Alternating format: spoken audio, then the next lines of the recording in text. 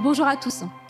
Donc, quelques mots sur ce projet d'Epolo que nous avons déposé de manière conjointe et partenariale, en dépit du fait que ce soit moi le porteur officiel qui suis devant vous aujourd'hui. C'est vraiment un travail d'équipe. Donc, notre idée à travers ce projet était de proposer in fine, des techniques de biosorption pour développer des outils, nous les espérons innovants, de dépollution, entre guillemets, dépollution des effluents chargés en ETM. Donc, notre objectif sera le développement de solutions efficaces pour limiter les pollutions en ETM dans l'eau. Et c'est un projet qui est, comme je vous le disais, un projet partenarial avec un certain nombre de collègues et de partenaires du CRESICA et également la participation d'un laboratoire toulousain. Donc l'origine conceptuelle du projet, vous le savez, vous l'entendez depuis hier, on vous le rappelle, effectivement, que les processus soient d'origine naturelle ou anthropique. Il y a énormément de sources de pollution en ETM en Nouvelle-Calédonie et on voit les résultats de ces contaminations de manière assez quotidienne dans notre environnement. Ces contaminations pouvant être accentuées par des phénomènes naturels comme La Niña cette année, l'augmentation des précipitations, ce qui peut causer des problèmes majeurs, contamination des cours d'eau, des écosystèmes, donc des problèmes parfois d'accès à de l'eau potable, voire des contaminations potentielles de la chaîne alimentaire avec des conséquences éventuelles sur la santé humaine. Donc nous, en raison de ce contexte, nous avions envie de travailler sur la mise au point de filtres naturels, a priori peu coûteux et à impact environnemental négligeable, ayant une forte capacité d'absorption de ces éléments traces métalliques, donc permettant de les retenir, qu'ils soient piégés sous forme dissoute ou particulière, puis éventuellement, si nous y arrivons, de les récupérer pour en faire quelque chose. Et donc, les besoins, bien sûr, c'était de développer des programmes de recherche dédiés. Alors cette idée, elle est née en fait de travaux qui avaient eu lieu précédemment dans notre équipe de recherche, puisque nous sommes une petite équipe de recherche, on s'appelle Biologie végétale terrestre au sein de l'ISEA, et on travaille sur les végétaux, tout ou partie endémique de Nouvelle-Calédonie, des végétaux qui sont adaptés à des stress environnementaux, notamment des stress qui peuvent être métalliques, et une partie de notre équipe ici à gauche s'intéresse aux plantes qui ont la capacité d'hyperaccumuler le nickel, c'est-à-dire de l'extraire du sol et de le stocker dans leur partie aérienne à des concentrations complètement délirantes et qui seraient toxiques pour la plupart des autres espèces végétales. Et donc, on étudie leurs mécanismes adaptatifs. Et puis, depuis quelques années, nous avons aussi développé, en partenariat avec l'IFREMER notamment, un sujet de recherche sur les adaptations des plantes au stress salin. Excusez-moi, c'est les plantes halophiles ou halophytes tout court. Et notre idée, c'est de regarder les différents compartiments de ces végétaux, donc les racines, le sol rhizosphérique et les feuilles, et d'essayer de comprendre si ces plantes ont développé des mécanismes communs d'adaptation dans ces différents compartiments ou bien des mécanismes qui sont compartiments spécifiques, et est-ce qu'elles travaillent seules ou accompagnées, c'est-à-dire est-ce qu'elles sont aidées pour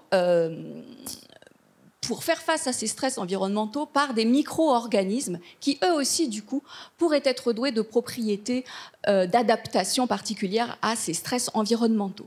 Et depuis quelques années, nous avons décidé de nous pencher un petit peu plus sur ces micro-organismes associés à ces espèces végétales afin de mieux déterminer leur rôle dans ces adaptations à ces contraintes serpentiniques, certes, mais également ici salines. Alors, pour essayer de comprendre le rôle de ces micro-organismes, on a écrit et conceptualisé des sujets de recherche dont je dirais contiennent deux volets. Un volet qui a pour but de savoir qui est présent en termes de micro-organismes dans les différents compartiments de la plante. Donc ça, c'est ce qu'on appelle des approches culture indépendantes parce qu'on ne va pas du tout chercher à isoler les micro-organismes. Et donc là, on fait ce type de travail par des approches dites de métagénomique ciblée, en séquençant des gènes cibles qui permettent de caractériser l'intégralité des populations, soit bactériennes via le séquençage du gène 16S, soit fongiques via le séquençage des gènes ITS. Et avec ce travail, ce qu'on espère, c'est savoir quels sont les micro-organismes présents. Sont-ils identiques ou différents d'un compartiment à l'autre? Sont-ils originaux ou communs à tout un tas d'espèces? Et puis en parallèle de ça, si on veut pouvoir avoir des micro-organismes qui soient potentiellement utilisables dans le développement de biotechnologies innovantes, eh bien, il faut pouvoir les isoler. Et donc en parallèle, nous menons un travail dit approche culture dépendante. Et là, on veut savoir quels sont les micro-organismes dans tous ces compartiments qui sont cultivables. Et on s'est constitué une souchothèque, un ensemble de micro-organismes cultivables. Et puis, pour le développement de biotechnologie, quels sont ceux qui présentent des propriétés intéressantes vis-à-vis des métaux et ou vis-à-vis des sels, puisqu'on a ces deux types de végétaux. Et une fois qu'on les aura en culture, quels mécanismes biochimiques et moléculaires sont mis en œuvre? Et surtout, est-ce qu'ils ont des propriétés qui sont intéressantes pour aider la plante à faire face à cette contrainte, des propriétés qu'on appelle PGPR, pour activité promotrice de la croissance des plantes, ou est-ce qu'ils peuvent former des structures particulières capables de capter les métaux, par exemple des biofilms à la surface des bactéries, ou est-ce qu'ils produisent des molécules intéressantes, et notamment des exopolysaccharides, parce que nous avons la chance depuis quelques années d'avoir une collègue spécialiste de ces aspects au sein de notre équipe. Donc voilà un petit peu ce qu'on fait et ce qu'on regarde. Ça, c'est le contexte. Les plantes qu'on va chercher, on a essayé de choisir des terrains d'études qui soient proches de Nouméa, pour gagner du temps d'échantillonnage, et on a la chance d'avoir des terrains d'études au Mont Kogi, à Mouirange, et puis aussi des estuaires et des tannes de la Tontouta. Donc voilà où se passe notre terrain. Et vous devriez voir quelque part sur ces photos Nina qui est venue nous aider récemment pour le Cressica. Et donc quand on a conçu ce projet Cressica, qu'est-ce qu'on a initialement pensé développer? Ça ne va pas du tout mes diapos. Non, mais ça fait rien, c'est pas grave, on va survivre. Il n'y a pas de problème. Mais c'est très moche, mais normalement, c'était pas comme ça. C'est abominable. Bon, donc dans ce projet, en fait, initialement, on avait pensé développer 3 méthodes. Une première méthode qui avait pour objectif de tester la capacité de bio-organismes cultivables à faire de la biosorption des ETM ou des biomolécules qu'ils produisent, puis de mener en parallèle la deuxième année du projet une deuxième méthode de biosorption via, initialement, on avait pensé à des déchets de la sylviculture, puis sur recommandation des collègues du Cressica, quand on a présenté le projet, on a décidé finalement de travailler sur d'autres fibres végétales, notamment le copra. Et puis on devait travailler aussi initialement sur la biosorption par des carbonates de calcium, et in fine, combiner tout ça. Alors bien sûr, par rapport à l'échelle du temps des financements du Cressica, on ne peut pas faire tout ça dans l'échelle de temps qui est impartie, plus les réductions budgétaires qu'on a subies l'année dernière, même si c'était la faute de personne, il n'y a pas de souci. Eh bien, on a dû faire des choix, d'accord. Donc on a laissé tomber déjà l'intégralité d'une méthode dans le cadre de ce projet pour l'instant, et puis on s'est recentré entre 2021 et 2022 à tester simplement un petit peu les méthodes 1 et 2.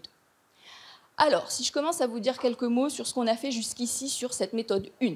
Alors, comme je vous le disais tout à l'heure, pour tester la capacité de ces micro-organismes ou des produits qu'ils produisent à capter les métaux, il faut, d'un point de vue scientifique, mener 2 approches en parallèle.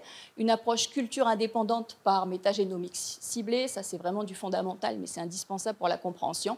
Et puis des approches culture dépendantes.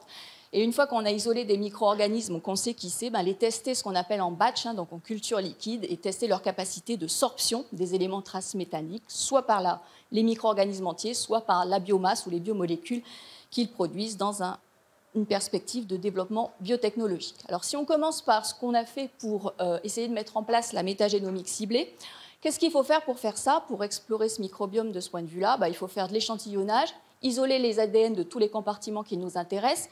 Et pour ça, comme on est dans des conditions environnementales un peu extrêmes, à savoir concentration en métaux élevés et ou concentration en sels élevés, on a dû tester pas mal de méthodes pour arriver à nos fins.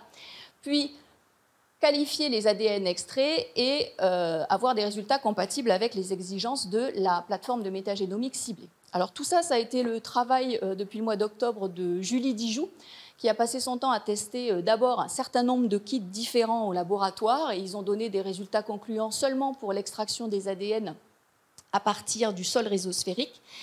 Et ensuite, elle a donc dû tester différents protocoles plus traditionnels, je dirais, in-house, qu'elle a un petit peu adaptés et combinés entre eux, pour finalement réussir à avoir, pour chacun de ces compartiments, des conditions expérimentables qui sont compatibles avec les analyses de métagénomique. Donc actuellement, où est-ce qu'on en est maintenant que tout ça est au point? Elle a vérifié bien sûr la qualité des ADN et de l'amplification qu'on est capable de produire dans la perspective de séquençage. Donc là, ce qu'on a fait, je vous le montre, je ne vais pas trop le commenter, on a commencé des campagnes d'échantillonnage terrain pour produire en quantité suffisante et envoyer vers les plateformes de métagénomique. Voilà, et ça va s'achever au mois de juin 2022. Concernant maintenant le deuxième type d'approche, les approches culture dépendantes, le travail qu'on a fait pour chacune de ces types d'espèces auxquelles on s'intéresse, d'abord les espèces qui résistent aux métaux, les métallophytes, eh bien en fait on y travaillait sur ces isolements depuis 2019, c'est pour ça d'ailleurs qu'on s'est lancé dans ce sujet, cette demande de financement, avec 4 stages de licence, des stages de Master 1, de Master 2, un QIP qui maintenant s'est traduit par le décrochage d'une bourse de doctorat pour Julie Dijoux qui travaille d'arrache-pied sur ce sujet.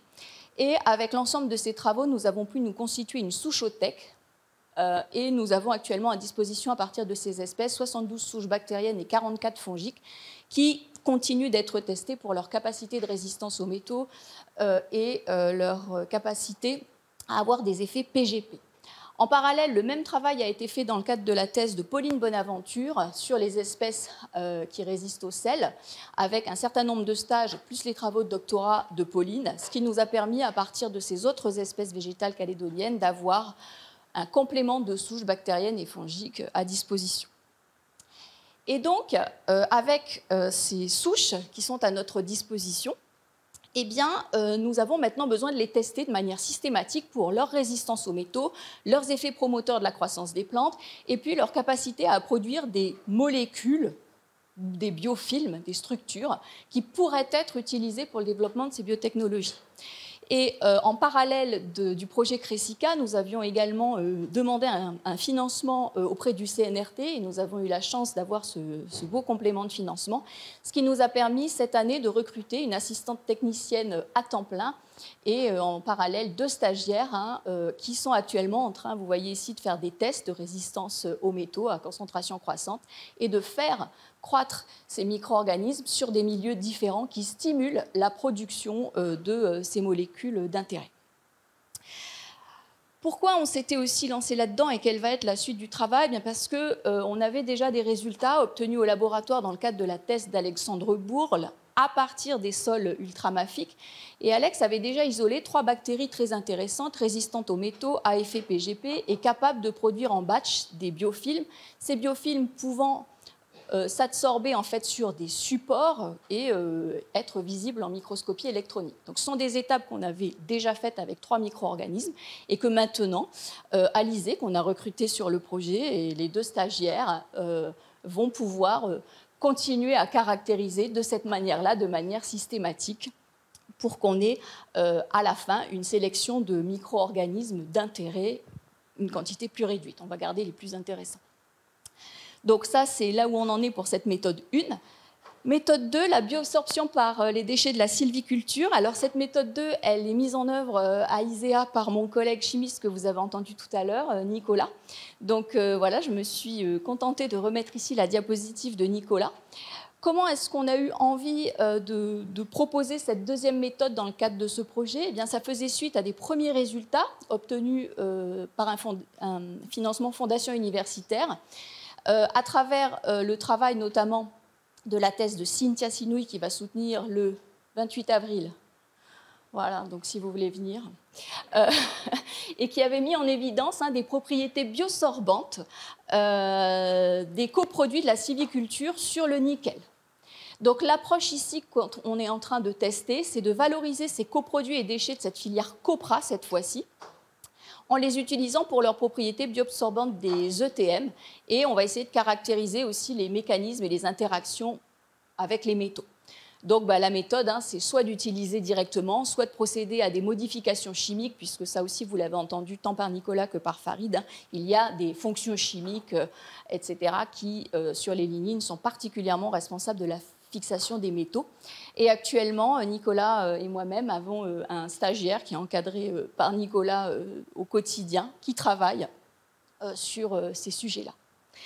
Et ce que nous espérons, là, en perspective, c'est d'être en fin d'année en mesure de commencer à voir les premiers résultats de la métagénomique, de présenter des résultats de biosorption des métaux par les micro-organismes sélectionnés, ces tests systématiques dont je vous ai parlé, et ou les molécules ou biofilms qu'elles produiront, et de vous présenter les résultats de biosorption des métaux par les coproduits et déchets de la filière COPA. Et la continuité, on espère, peut-être pas dans le cadre de ce projet vu les délais impartis, on espère pouvoir peut-être combiner les deux méthodes et mettre au point des filtres biologiques. Voilà, et pour finir, je voulais vraiment remercier chaleureusement non seulement le CRESICA, et en l'occurrence dans notre cas en plus le CNRT qui finance directement ces travaux, mais aussi et surtout toute l'équipe de l'ISEA, mes collègues du CRESICA et mes collègues toulousains qui sont impliqués dans ce projet, ainsi que tous nos partenaires. En particulier, merci à tous les stagiaires, tous les doctorants et à toute notre équipe technique. Il y a 3 personnes ici dans cette salle, Valérie, Sarah et Alizé, qui travaillent au quotidien pour faire toutes ces manips. Voilà, je vous remercie tous de votre attention.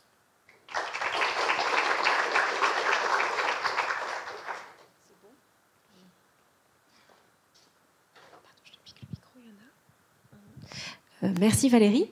Est-ce qu'il y a des questions dans la salle ?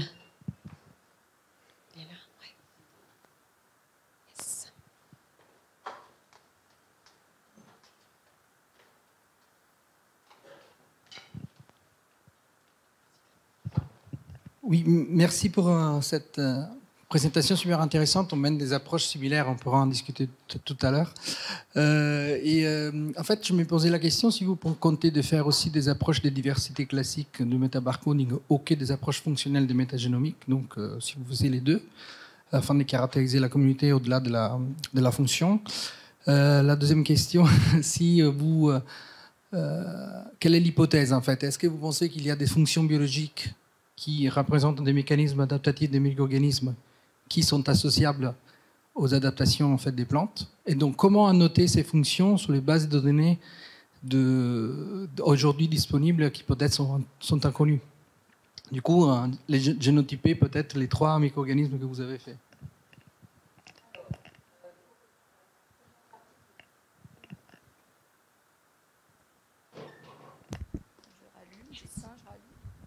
Là, ça marche ?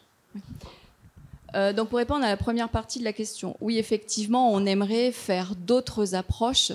Idéalement, en fait, il faudrait faire de la métagénomique, de la métatranscriptomique, de la métaprotéomique, parce que être présent et savoir qui fait quoi, et on est tout à fait conscient qu'on ne va pas pouvoir comparer directement les résultats de la métagénomique avec les micro-organismes qu'on aura isolés, parce que les micro-organismes cultivables, c'est... un pourcentage tellement ridicule de ce qui est présent, et c'est bien pour ça qu'on est d'ailleurs obligé de coupler à la métagénomique pour avoir une idée de ce qu'on a entre les mains par rapport à la diversité réelle. Donc on aimerait beaucoup, ça ne va pas être à l'échelle de temps de ce projet-là, et les moyens financiers qu'on a décrochés, en dépit du fait qu'ils soient extrêmement conséquents et confortables, vont nous permettre de faire seulement la métagénomique ciblée pour toutes les espèces présentes au laboratoire. Parce que je n'ai pas parlé du nombre d'espèces végétales. En fait, nous, notre travail depuis des années, c'est qu'on travaillait pour l'instant plutôt sur les hyperaccumulateurs, et on avait développé dans l'équipe une approche comparative. Donc on compare une espèce hyperaccumulatrice, une espèce non hyperaccumulatrice qui appartiennent à la même famille génétique, pour essayer de se dire elles sont génétiquement proches, même si des fois on a eu 2-3 surprises, et qui poussent dans le même environnement, pour essayer de s'affranchir des variations environnementales. Et là, lorsqu'on a fait ce travail comparatif, ensuite, on s'est dit, OK, on va étudier, nous, on étudie des couples calédoniens d'espèces endémiques, mais on a travaillé avec d'autres collègues du CNRS en métropole et puis d'autres collègues de Cuba qui ont fait la même approche sur des espèces qui hyperaccumulaient, qui n'hyperaccumulaient pas, européennes et cubaines. Et avec des approches de type transcriptomique, donc on a déjà des résultats un peu de transcriptomique quelque part dans un coin, qu'on pourra utiliser peut-être pour interpréter les notes, pour répondre à la 3e partie de votre question. On a trouvé déjà, par exemple, que concernant l'hyperaccumulation du nickel dans les feuilles de ces espèces, il y a surexpression d'un gène commun qui est un transporteur de fer.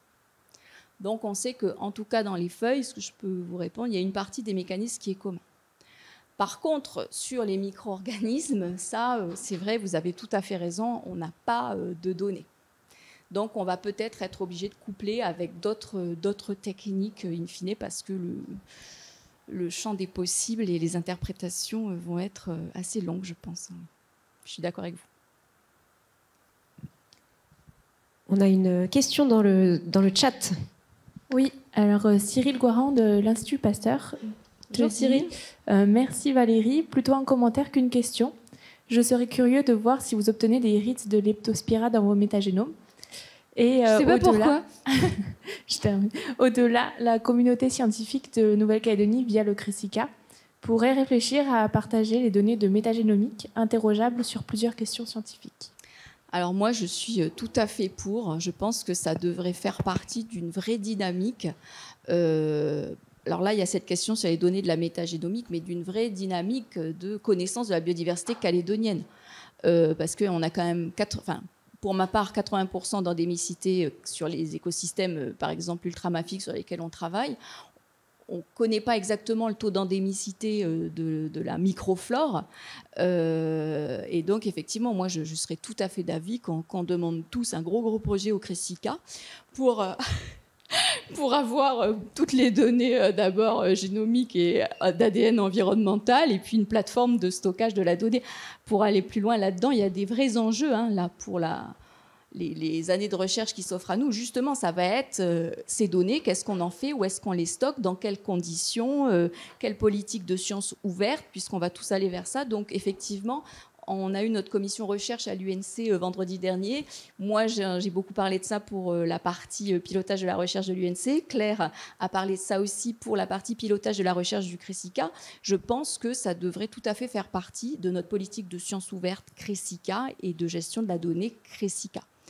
Voilà. Donc Cyril, moi, je suis pleinement convaincue de ce que tu dis.